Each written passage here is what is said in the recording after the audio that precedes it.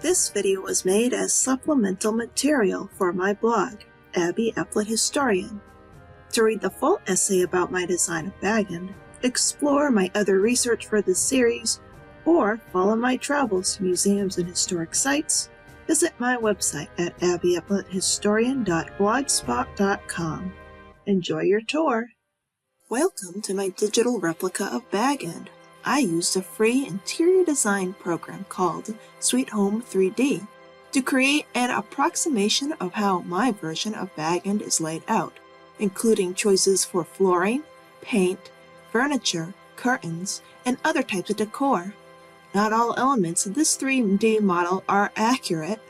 For example, I could not find any round doors in the Sweet Home 3D library, so you will have to pretend that the regular rectangular doors are round. Additionally, some fabric patterns and colors would appear differently in the animation than in the model. Along with screenshots of the tour, I have included a few samples of animated spaces with atmospheric lighting, which I created in Adobe Illustrator. This should give the viewer a better sense of the color palette and mood for the hypothetical musical. I have taken some artistic liberties with explanation of design elements, but they are consistent with real-life stories I have heard on house tours. The house has been restored to its condition during Shire Reckoning, SR, 1401 to 1418, when Frodo occupied the residence alone, except for his annual celebration of Bilbo's birthday when he invited 20 friends, and the constant maintenance work done by Sam. Upon entering Bag End through the front door, the visitor walks into the Great Hall.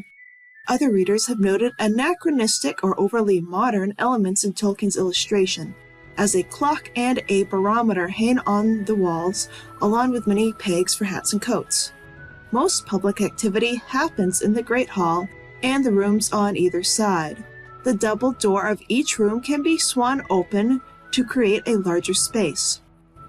The hall has enough space for half a dozen couples dancing, plus a hobbit quintet, which might include 2 tiny violins, a little viola, a small cello, and a tin whistle. The room to the left of the Great Hall is the front parlor, sometimes known as a drawing room, while the room to the right is the grand dining hall. This arrangement was fairly common in mid-sized mansions during the 19th century. After a grand dinner, the Hobbit lads tended to remain in their seats to smoke and talk business, while the Hobbit lasses retired into the drawing room to play cards and share recipes, although it was equally likely for both groups to do all 4 activities. The Hobbit children either remained in the Great Hall to play games, went outside to play in the lane, or hung on the bell until their parents came out to scold them.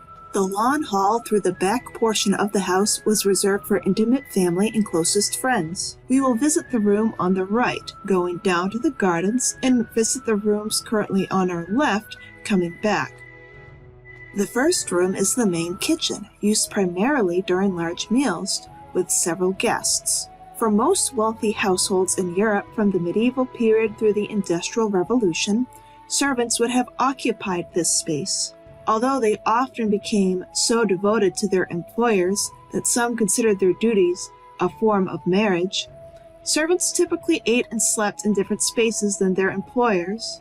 However, hobbits held cooking and eating in such high esteem that the hosts of a party would prepare the food themselves. Only the closest and most trusted servants were given such an honor, shown through Sam cooking meals for Frodo and his cousins throughout The Lord of the Rings.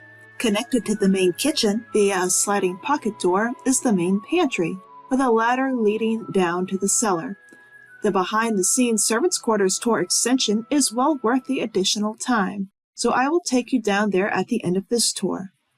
A guest bathroom is located next to the main pantry rather than accessible from the Great Hall, suggesting that this was reserved for overnight guests and prevented dinner guests from overstaying their welcome.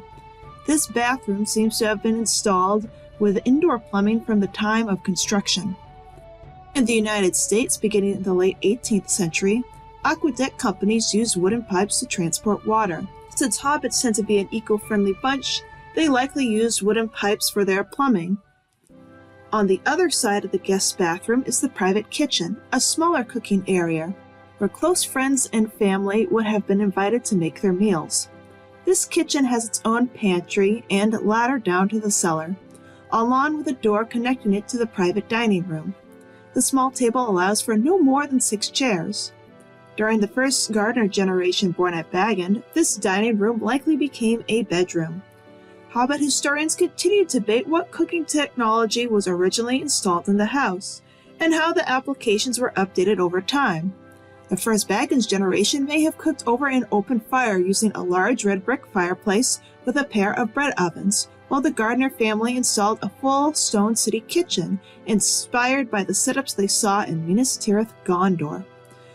The round iron roaster, cooking range, and multiple smaller zones resemble the Rumford kitchen setup found here in the real world.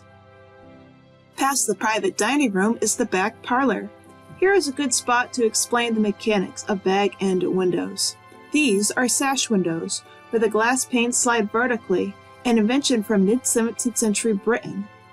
All the windows at Bag End have working shutters, which could be closed to block out light and unwanted eyes, or keep in the heat. If you think you see no shutters on the exterior of the house, you are correct. The windows have cleverly hidden pocket shutters that slide out from the wall across the glass, and are closed from the inside of the house. The windows also have curtains to serve a similar purpose, along with adding a decorative element to the room. Now we enter the garden, which has been restored to the height of the Gardner era. Botanists Walter S. Judd and Graham A. Judd have completed a comprehensive study called Flora on Middle-earth, Plants of J.R.R. Tolkien's Legendarium, that describe the wide range of native plants found throughout Arda. Highlights of this garden include roses, lavender, daisies, violets, and a variety of trees, along with thick hedges to keep out naughty hobbit children trying to steal apples. The landscape style is similar to a traditional English garden, which appeared around the 18th century in an attempt to make a curated landscape indistinguishable from nature. A waterfall flows from the stone fountain, combining a seemingly natural element with a neoclassical element inspired by the White Towers of Westmarch, which were restored during the Gardner era. Returning back inside, the first office on the right belonged to Frodo and served as his main location for writing and compiling what became known as the Red Book of Westmarch. This office was preserved to that time period throughout the occupation of the house. The room next door was likely the office of Bilbo, which became a bedroom in the Gardner era. The current dartboard on display has anachronistic Arabic numerals instead of Cirth numerals, but it does demonstrate Bilbo's love of games, especially when he should have been working. The next 3 rooms were closets during the Baggins era, but became bedrooms during the Gardner era. The closet with the ensuite bathroom was likely regarded as the best bedroom, where Thorin to Oakenshield, king of Durin's folk, stayed during his trip to Bag End. Finishing up on this hallway are the main bedroom and the secondary bedroom. Historic paint analysis revealed an unusually colorful layer in the secondary bedroom dating around SR 1380 that was replaced by a soft yellow around SR 1480. Cross-referencing the paper record, the unique paint was applied soon after the arrival of Frodo Baggins to Bag End, and the subdued layer appeared soon after the departure of Sam Gardner when his son, Frodo Lad Gardner, inherited the property. Conservators did their best to replicate the saturated colors during its restoration. For the extended tour, we must go outside and travel along the lane, then take a left down a narrow path to the servants' door to reach the cellars. These are located underneath the living quarters of Bag End, but above the houses of Bagshot Row. The 3 small hobbit holes were restored to their original form since they were turned into a gravel quarry in SR 1419 and are available to tour separately. Much like the upper portion of the property, this lower level is lined with red brick for added stability.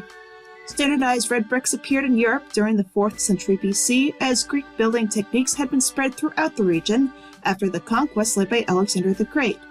Modern red bricks appeared in the 19th century during the Industrial Revolution, as family-run kilns were replaced by massive factories. Bag End bricks would have been handmade by artisans throughout the West Farthing.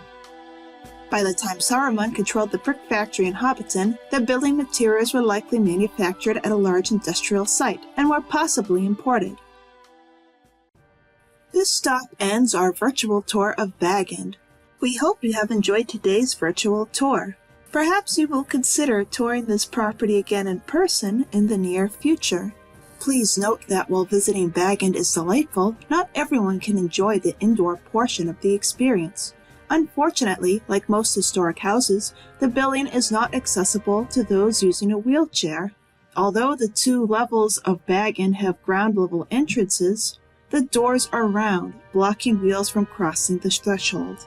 Additionally, Bag End has low lighting conditions, especially in windowless rooms, on evening tours, and on rainy days, as electricity was never introduced to the Shire. Headroom is not as much of an issue as one might initially assume, as ceiling height is generally 78 inches, while passageways are wider than typical at 60 inches, far exceeding the 36-inch minimum standards in modern man homes.